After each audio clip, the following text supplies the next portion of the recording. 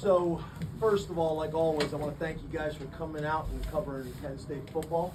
Also want to thank the fans that showed up here tonight and supported us. That was really pretty cool to see. I guess a couple things that jump out to me right away. Just a gutsy win on the road against a team that's really trending in a real positive direction. Tough environment to play in. Just a gutsy win. You lose your starting quarterback, you lose your starting DN, you lose your starting offensive tackle. Next man up, no excuses. I just thought it was a gutsy culture win from my perspective. I also thought it was, you look at Beau, Pribula, and a ton of guys, right? To me, the other thing that stood out to me is an unselfish team and unselfish players. Here's Beau Pribula in a quarterback battle,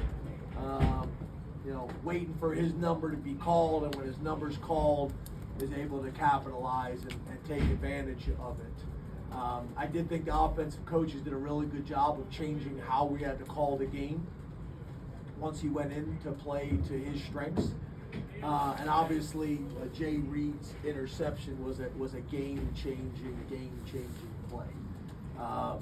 But just proud of our guys. I think sometimes we're too close to it as coaches and fans. And I know we want all the wins to be pretty. That was one of the prettiest and ugliest wins we've had. But that's if you really watch college football and just don't study Penn State, you're going to have to find different ways to win games throughout a season, and our guys were able to do that today. So very proud of them. You look at the takeaway, the turnover battle, we tied there. The explosive play battle, we won that. The third down battle, we won that. Sack battle, we did not. Starting field position, that was the difference in the game, especially early on. That's why it was so challenging. I think their punter is really good, and they were playing field position in the beginning of the game, and we just kept starting deep out of our own territory, and they were starting in good field position. That was the story early in the game, in my mind. So just proud of our guys. But those are probably the significant stats that kind of jump out to you. Khalil Dinkins continues to make plays when he gets opportunities. That was cool.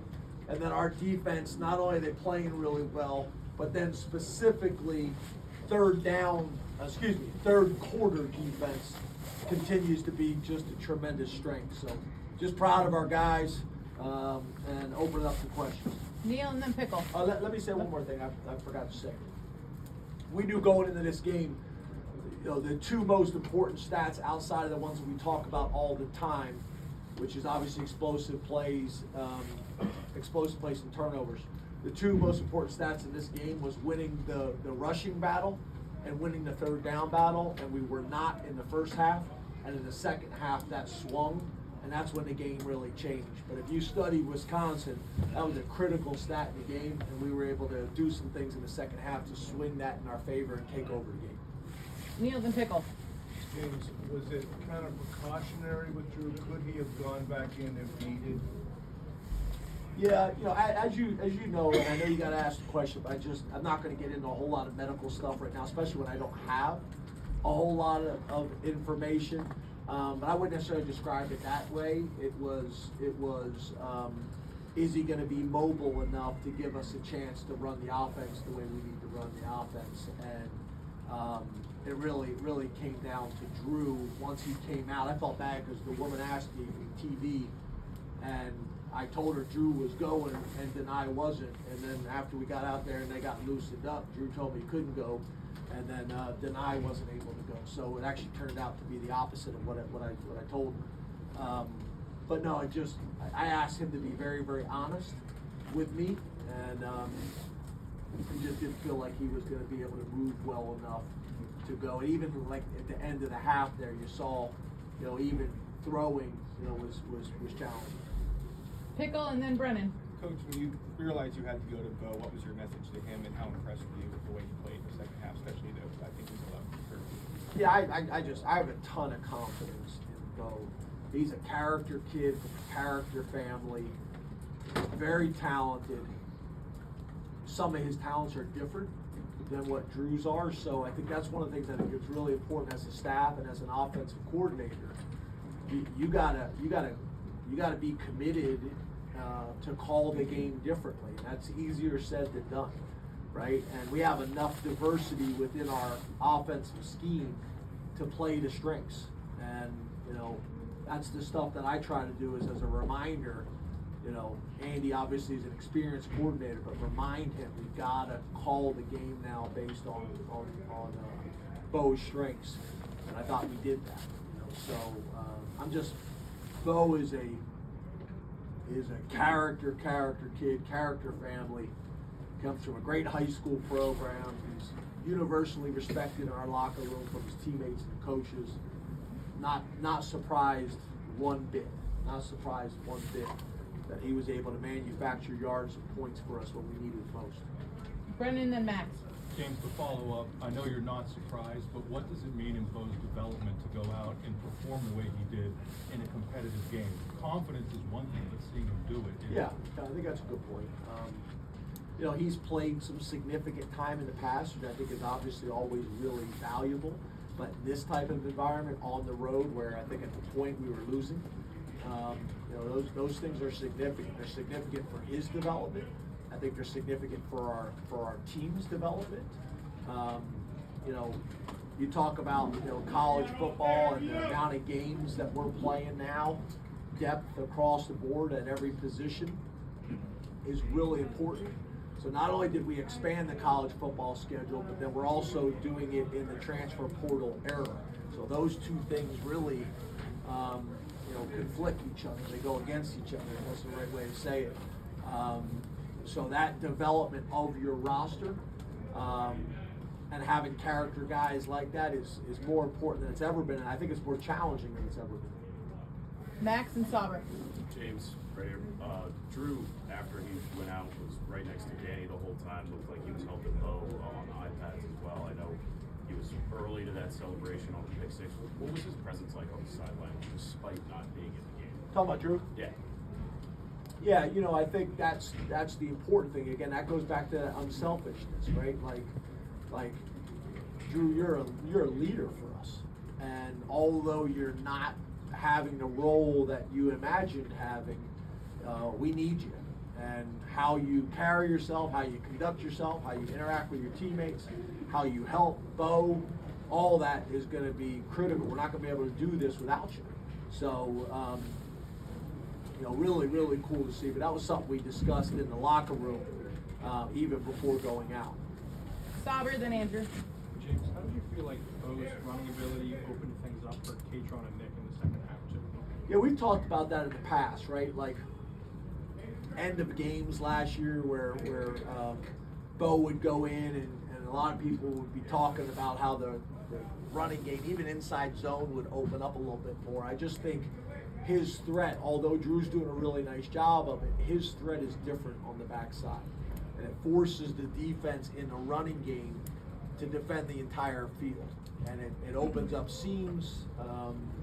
A lot of times it's even just playing without the ball. You come off that fake and you burst out of it, and that holds the DN, and that holds the outside linebacker, and that holds the backside safety, and it creates opportunities for bigger runs. Two more. We'll go Clay, then Todd. Coach, Jay Reed's pick six, offense played a lot better after that pick six. Do you feel the lead it gave you guys maybe a little bit of comfort with trying to get that offense in the rhythm? Yeah, I'm not sure about that. I thought you were going to say we should play him on offense. Good. I'm not sure about that. I mean, I think the point you're making is momentum, and I don't know if it necessarily was the lead. I would say it's probably more momentum. Momentum is a real thing, and I think that was a big play in the game to swing the momentum. And I think from that point on, we were really able to take control of the game. specifically on offense and defense. Last question, Todd. Coach, I want to ask you about Nick and his receiving ability on the backfield. Scored a big touchdown against USC, obviously in overtime, and then the first one tonight, a great catch. When their teams are trying to take away Tyler, how big a weapon is Nick out of the backfield? Creates these matchup issues. Yeah, it's probably the area he's improved the most. It's probably the area he's improved the most in his time at Penn State is as a receiver. I mean, that was a one-handed catch, a tough catch, and he's a matchup problem. People are going to play. If people are going to play man coverage, and you got him matched up on a linebacker, that's going to be challenging. So I think we can use him in that role even more and continue to expand on it.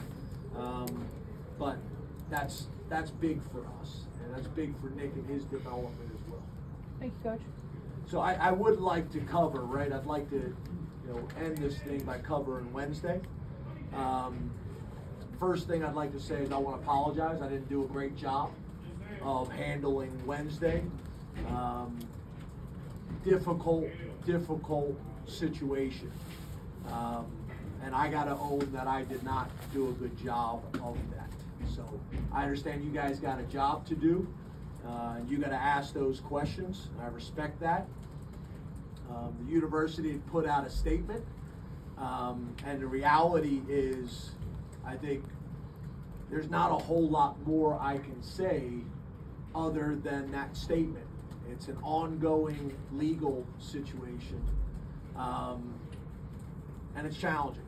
It's challenging on everybody. So at the end of the day, I did not do a good job of handling that situation and representing this program the right way. So I wanted to take a minute, apologize for that, and understand you guys got a job to do. So I didn't do a good job there. I'm trying to get better like everybody else in a difficult situation, and I think that is a big reason for all of this, right? It's a difficult situation, a challenging situation. So I apologize. Thank you, Coach.